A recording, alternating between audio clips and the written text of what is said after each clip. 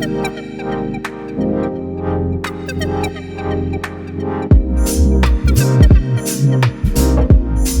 morning, everyone. It is my absolute pleasure to introduce a truly remarkable leader, someone whose dedication, vision, and impact speak volumes. Roshni Das is a vice president at Ascendian, where she has been instrumental in driving innovation, growth, and social change. With a career marked by purpose and position, she continues to lead by example, inspiring others through her work, her values, and her commitment to excellence. Hi everyone, I'm Marilyn, and today we have Miss Roshni Das in our office, and she is from Ascendian, Vice President of Talent Engine. And so we'll know her thoughts, and of course it will be a very candid conversation. So hi Ms. Roshni, how are you doing today? Hey, I'm good. Thank you for asking. What about you? I'm doing great. Thank you for being here and giving My your pleasure. precious time for us today. And a bit on a personal journey, like we know that you are the vice president in that position, and on a personal front, we would like to know a few things from your end. And we would like to start that how you came to this industry and how you have chosen this journey. What inspired you to choose this journey, Roshni? So we would like to know. See, I come from parents who are highly accomplished in their field, so it's been something, I would say it's in the DNA.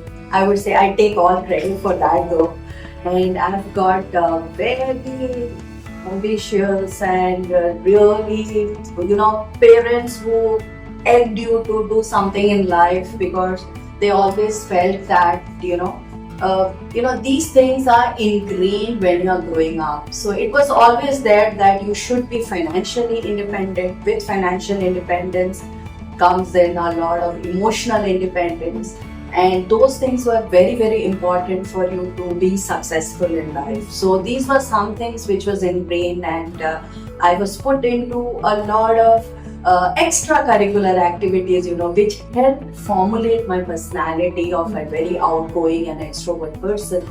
So I have been I've been a national scholarship holder for classical dancing when I'm at the junior level. Being a debater all my life, and so these things actually, formulated your personality, and the next extension of it was to be a career woman, because my mom was a very high-flying gynecologist and dad was in the corporate. And so these things actually shaped my personality, shaped Roshni what she is today.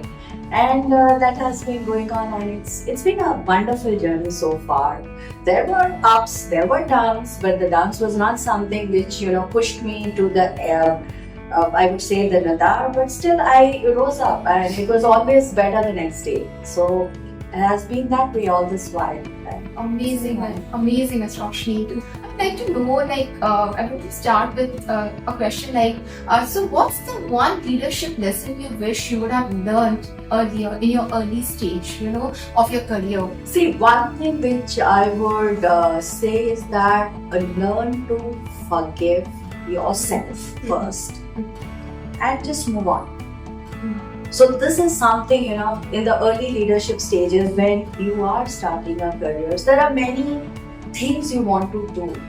Maybe you felt that was right at that moment, but there are senior leaders who would have said that, okay, fine, that's okay, but there are better ways of doing it. But that time, with basis of your knowledge and your experience, say, hey, why is not it being considered? Why is that I'm not allowed to do it? There's a lot of anger within you, a lot of frustration within you. And when you are in your younger stages of leadership, and then that starts affecting you, say, hey my God, that's not a place I would like to be. Liking it. And it starts working on you, it starts affecting your performance, it starts affecting your energies, and that starts reflecting somewhere or other, whether it's the personal front or the professional front. So these are some things I would say as you move up in your career ladder, wherein you actually see a bigger perspective of many things. So these things I would say, I wish I had understood the bigger perspective. I wish I had forgiven myself and the others, thinking that maybe they have a different perspective. So these are some things I would say a younger Roshni would have benefited better. Next question, how do you define success when no one else is watching you? See, my way of defining success is what you feel good about it. Success does not mean what others look towards you. That can be an inspiration. Success for you is when you have done something which inspires others, and it need not be when others are watching you. You can be successful in your own way. For others, it might be normal stuff, but for you, as long as you are satisfied and as long as you are peace with yourself that hey, I wanted to do this and have done it, that is success. Something you can relate, not what others relate with it. Yes, it might benefit others, but that is not necessary. My next question for you would be, what do you do when brilliance comes wrapped in arrogance? See, that is something really, really tricky. So, as a leader, you would know where you and what you want from that person. See, for me, brilliance is fine, but it needs to have a human touch to everything. Because it should not come out as, because then there is no acceptance. And as a leader, if a person is brilliant, probably there's a different way of managing that person. Maybe you can bring about that brilliance in the work, but interpersonal relationships and inter both are extremely important. So in that case, I would say is that you have to learn to manage the person differently. Maybe give the tasks to that person where the brilliance part of it is more profound, and with time, with proper coaching, try to reduce that arrogance part of it. See, leadership is not about just saying where are the skill gaps.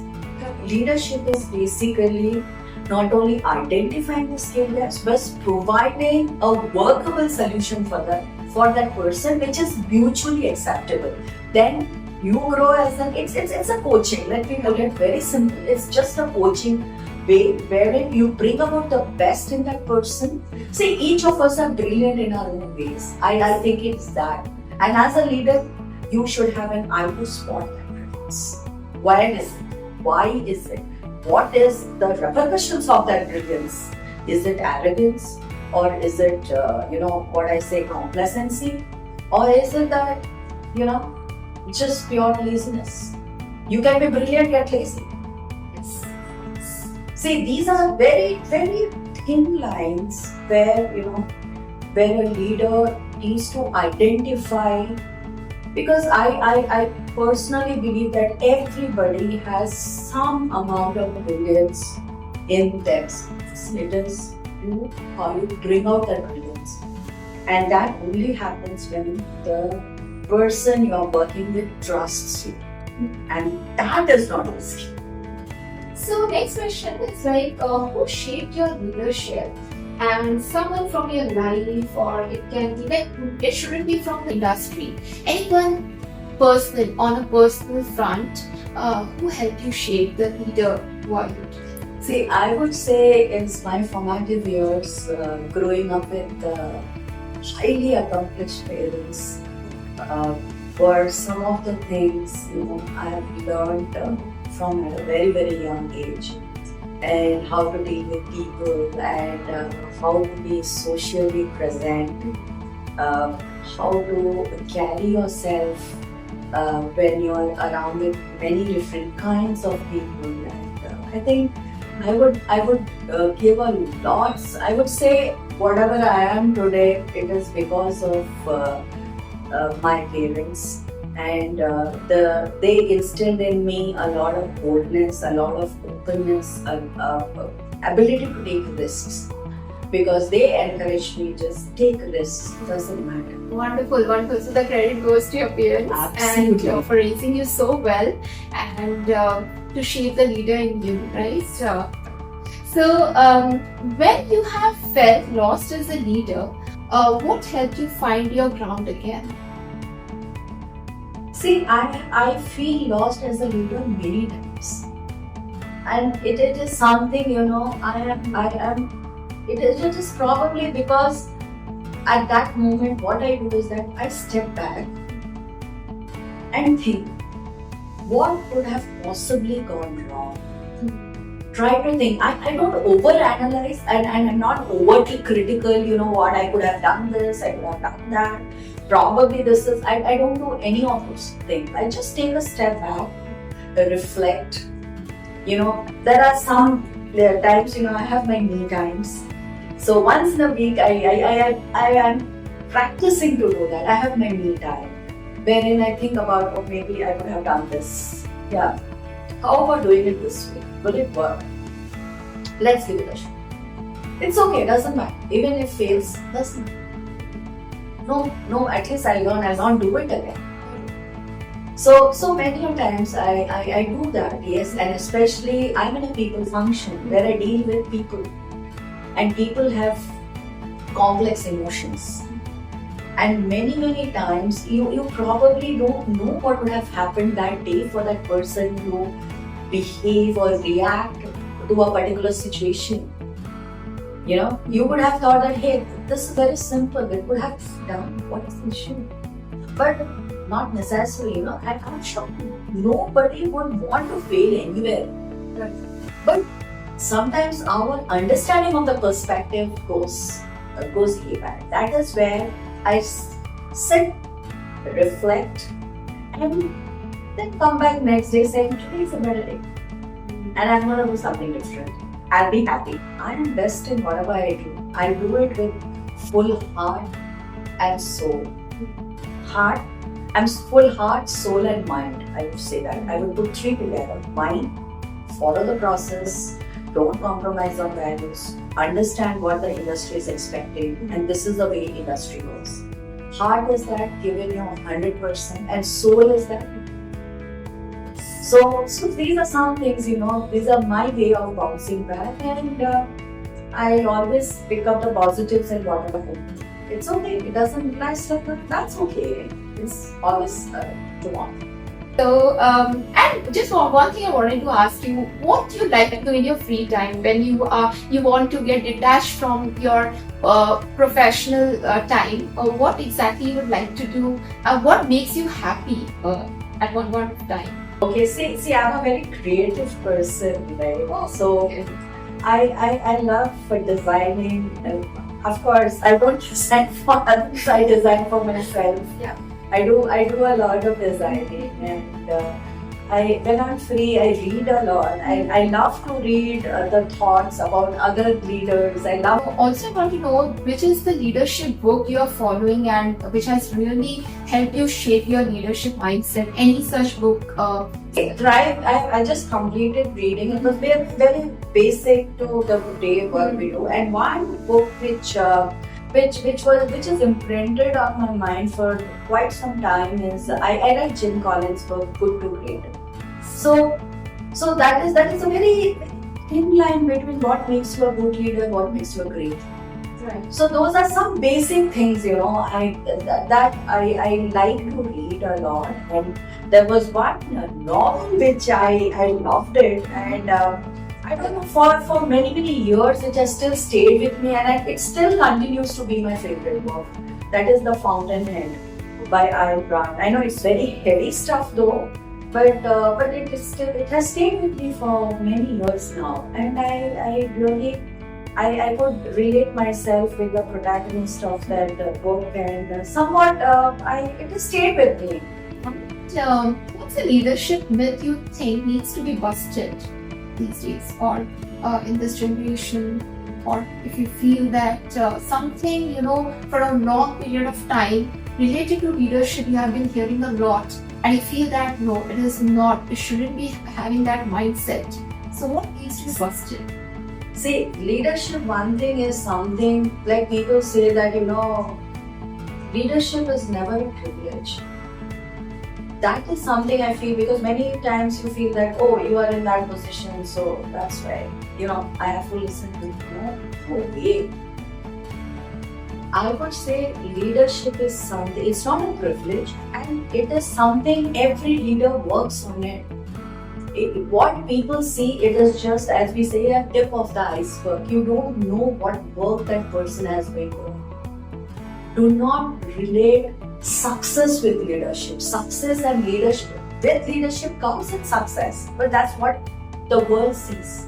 But the person has been really working on it. So these are something which I feel that leadership is never a privilege. It is never something, which is there in you. It might be there, but you have to develop that. You have to develop that, and you have to realize that, it needs to be developed. So these are some things, where I say, oh, you are in that position, so people will listen to you. Never, it's never that way. And last question for the day, Ms. Roshni. Frankly speaking, I don't want to end this conversation. But definitely this. You've been so lovely. You're absolutely loving this conversation. That's the reason I don't want to end it. And your perspective, your thoughts, it's so clear, it's so transparent, and I think many of us would be learning this thing and inculcate in their life, and of course in the professional or personal. Of what? Loving thought. And so, what has been your key takeaway from the program which has been conducted, like you have been attending that, and how do you plan to implement in your, moving forward in your professional journey, going forward? See the program which was conducted by Rahul, there were a lot of things which came out, which probably all of us knew about it, but we never followed it. One is about prioritization.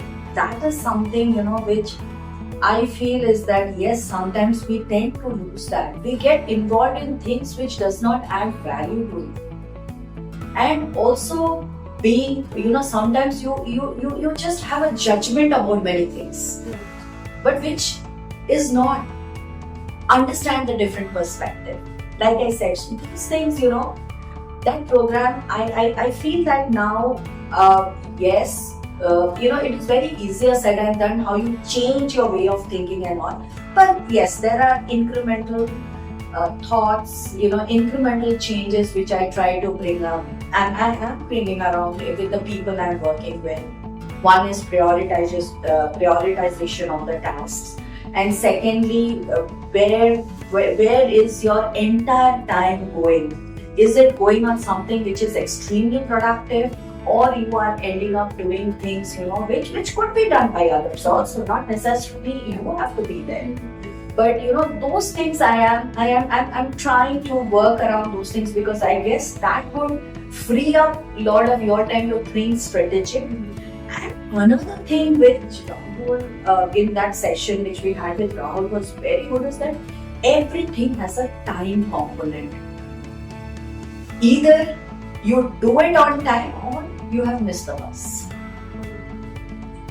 Because everything, and that is very, because that is something I feel, that has been inbuilt. So time component, prioritization, and mindset shift, right? That's how you have taken the key takeaways from Absolutely. Very right.